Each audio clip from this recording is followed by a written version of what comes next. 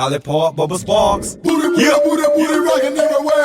Booty, booty, booty, booty, rockin' everywhere. Able to get your blood pressure taken? Yes, I was. What was the readings? Last week it was oh gosh. 2,000 years later. And I have it written down. Yes. It's okay. Yes, well. So I have everything in here for you. But for next month, we'll let you know whether it'll be telecommunication or in office, okay? Kind of crazy. Honestly, I think it's still going to continue with telecommunication due to the numbers going up a lot more, but we have to keep waiting. They usually approve it for another 30 days for us. They approved it so far for this month for June, but we still waiting for the outcome for July.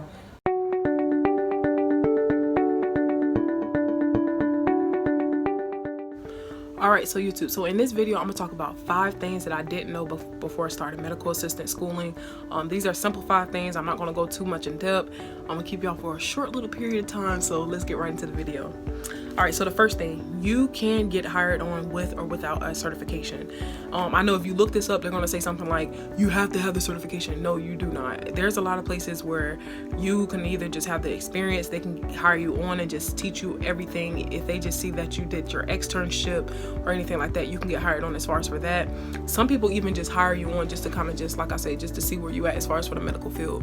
So you would just have to keep trying. The only thing is with that type of option, without having a certification, it may take a lot more longer because you have to see who's going to be willing to accept you. But however, it's good to have the certification because at the end of the day, that shows that you were able to go to schooling as far as for your education and whatnot. So I don't want a lot of people getting so confused on that. You do not have to have your certification in order to work as a medical assistant. There are a lot of private practice and a lot of certain doctors that will hire you on just to teach you what they've been trying to do for their whole entire business. Basically, I done seen it happen. I even have family members who got hired on and they never even went to school for medical assistant a day in their life, or even went to school for anything medical a day in their life, and they're hired on with certain jobs. So you would just have to look a lot more into that. I would say check out the links below that I have provided for you guys, because I also made a video where I talked about how I got hired on with the Indeed job and also Craigslist job. So you have to just make sure you pay attention to those type of things. Another thing I would say is that President's List and Dean's List. President's List and Dean's List can take you a long way when it comes to medical assistant, because at the end of the day, I feel like that's always a positive look to show that you were doing really good as far as for schooling. I would say the best time to provide the President's List and Dean's List would be for your externship interview and also for your actual interview for your job. Trust me, people really do look at that. Like, say for instance, I had a friend who like literally had got President's List throughout the whole entire time of her job, and she done been at Mayo Clinic, she done been at St. Vincent's. It's like a good look, and those type of accomplishments help you out with just certain jobs that you're looking for in the long run. So I definitely feel like if you're about to go into medical assistant schooling, strive for the best for for President's List and for Dean's List. I mention this all the time. Sometimes when I get done with my videos, I always say try to strive your best for President's List and Dean's List, because it's definitely a good look. Basically, President's List is when you make a 4.0 or higher throughout the entire course or term, and Dean's List is when you make a 3.7 or higher as far as for your course or term.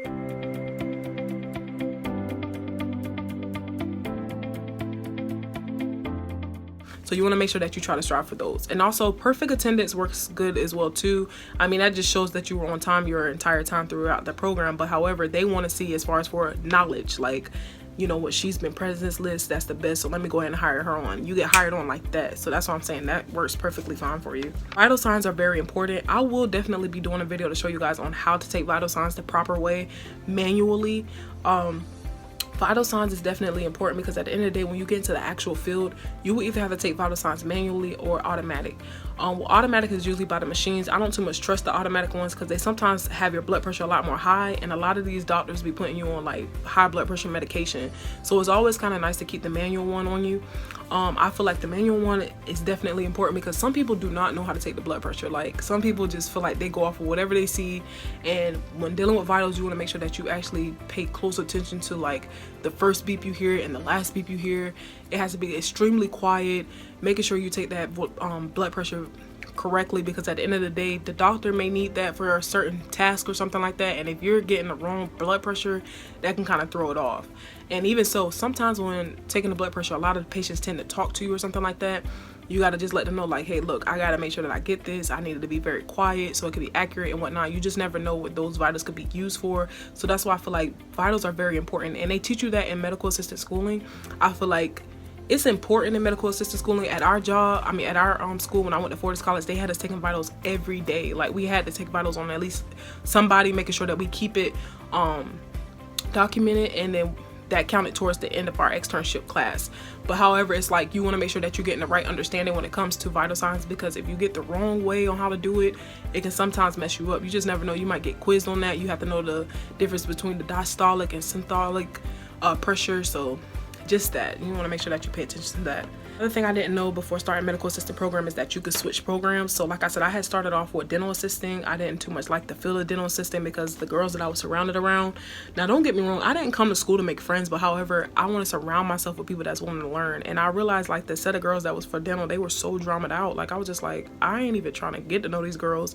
So I switched to medical assistant program, and ever since then I really loved it. Like, even the crew that I was with, we were having group chats. We were making sure that we had study groups. We were making sure that whenever somebody missed a day, we would catch them up on whatever the pop quiz was on, anything like that. So that's why I definitely feel like make sure it's the program that you're really, when you go into medical assistant schooling, make sure that's the program that you're really willing to learn.